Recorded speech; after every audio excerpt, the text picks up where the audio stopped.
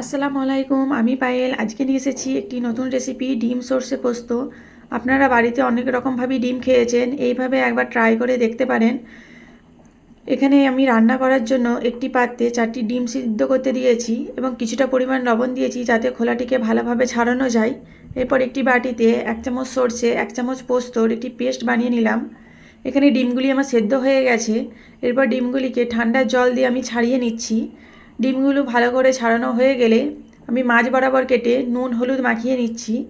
এরপরে কড়াতে কিছুটা পরিমাণ তেল দিয়ে তেল গরম হলে আমি ডিমগুলিকে ভাজার জন্য দিয়ে দিলাম। এখানে ডিমগুলি আমার ভাজা হয়ে গেলে আমি আরেক পিঠ উল্টে দিলাম।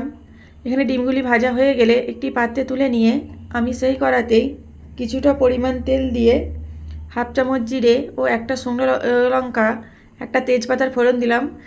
এবার কিছুটা পরিমাণ পেঁয়াজ কুচি দিয়ে পেঁয়াজগুলি ভালো করে ভেজে নিয়েছি। এরপর একটি টমেটো কুচি দিয়ে পেঁয়াজ ও টমেটো ভালো করে ভাজা হয়ে গেলে 1 চামচ নুন, 1 চামচ হলুদ গুঁড়ো, 1 চামচ লঙ্কার গুঁড়ো, 1 চামচ জিরে গুঁড়ো দিয়ে মশলাটাকে একটু ভেজে নিচ্ছি।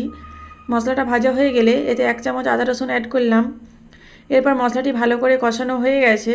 এরপর আগে থেকে পেস্ট করে রাখা ডিম পোস্তটি আমি এর মধ্যে দিয়ে দিলাম। এরপর মশলাটিকে ভালো করে কষানো হয়ে গেলে কিছুটা পরিমাণ জল দিয়ে নাড়াচাড়া করে নিচ্ছি। এরপর আগে থেকে ভেজে রাখা ডিমগুলি এর মধ্যে দিয়ে আমি এটিকে 10 মিনিটের জন্য ফুটতে দেবো। এখানে দেখুন ডিমগুলি ভালোভাবে আমার ফুটে গেছে। এরপর কিছুটা পরিমাণ ধনেপাতা কুচি দিয়ে আবার নেড়ে চেড়ে নিলেই তৈরি হয়ে যাবে আজকের ডিম সর্ষে পোস্ত। আপনারা বাড়িতে একবার ট্রাই করে দেখতে পারেন, এটি গরম ভাতের সাথে খুবই ভালো লাগে।